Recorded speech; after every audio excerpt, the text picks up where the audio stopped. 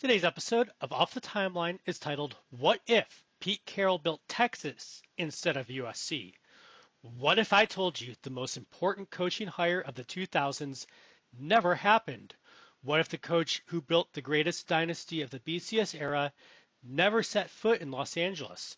What if, instead of turning USC into the center of the college football universe, Pete Carroll went to Texas? Because if that happens, one of the most iconic eras in college football history disappears.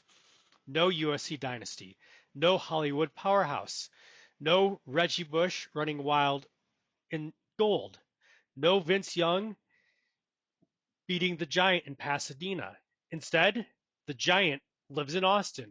And for nearly a decade, the rest of college football is forced to deal with a machine unlike anything else the sport had ever seen.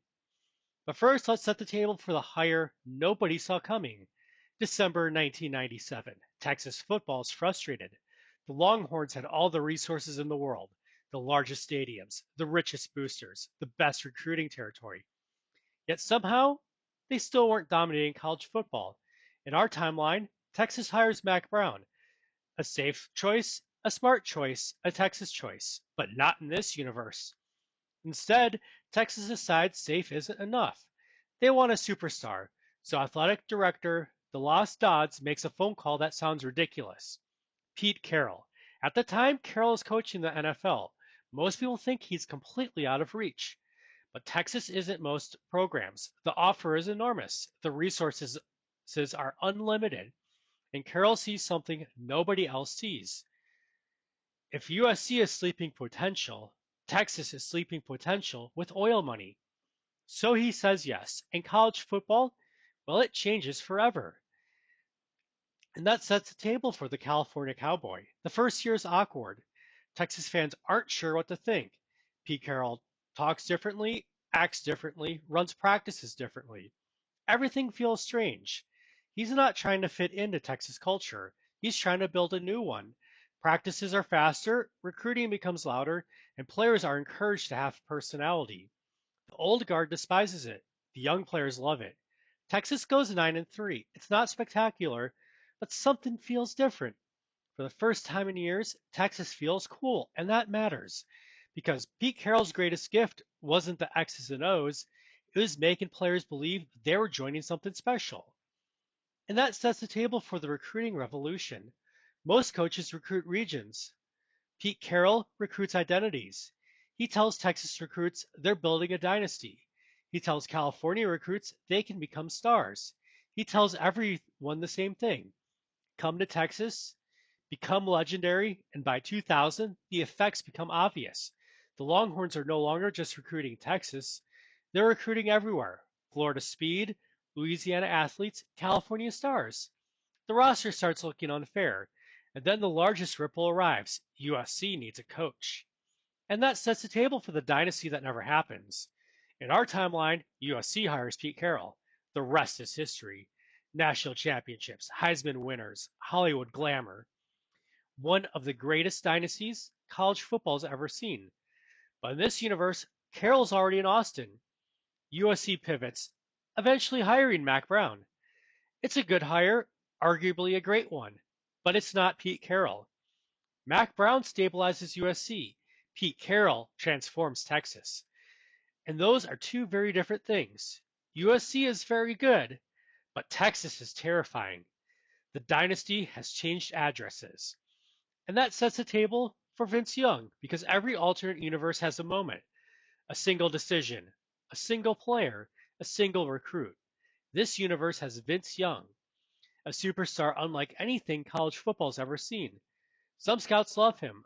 Others aren't sure what he is. Quarterback, athlete, future receiver, future safety. Even Pete Carroll isn't completely convinced at first. Then he watches the film again and again and again. Finally, he turns to his staff and says something simple. You don't coach this. Vince Young signs with Texas. The future arrives. And that sets the table for Reggie Bush. And this is the recruit that breaks college football, Reggie Bush. In our timeline, Pete Carroll helped convince Bush to become the face of USC. But Pete Carroll's not at USC in this alternate timeline. He's at Texas. And suddenly the recruitment changes, as does the relationship and the future. And on signing day, Reggie Bush shocks the country by signing with Texas. The Longhorns now have Vince Young and Reggie Bush together. The sport immediately has a problem. And that sets the table for the most talented team ever assembled. Think about this roster: Vince Young, Reggie Bush, elite Texas recruits, elite California recruits, future NFL stars everywhere. The speed is overwhelming, the confidence is overwhelming, the talent is overwhelming. By 2003, Texas wins the national championship. By 2004, they win another. Every week feels inevitable. Rankings don't matter. The opponent doesn't matter. The only question is how badly Texas will embarrass someone. The Longhorns become what USC became in our reality: the team everyone watches, the team everyone talks about, and eventually, the team everyone despises. And that sets the table for America's villain. Success changes perception. At first, people love Texas. Then they get tired of Texas. Then they root against Texas. The celebrations get louder. The recruiting classes get better. The hype gets larger. Every season begins the same way. Texas is number one. Everyone else is chasing. The Longhorns become college football's final boss, and the sport desperately wants somebody to beat them. Anybody. And that sets the table for the ultimate irony. Then comes 2005, the championship matchup nobody expected. Texas versus USC, but in this alternate universe, it's not the USC you remember. This USC is coached by Mack Brown, the man Texas never hired. Suddenly, the entire sport feels upside down. Pete Carroll on one sideline coaching Texas, Mack Brown on the other coaching USC. History has folded in on itself. The title game becomes a referendum. Which coach was really responsible for greatness? The answer arrives quickly. Texas wins, Vince Young shines, Reggie Bush dazzles, and Pete Carroll celebrates. An entire generation wonders what might have been.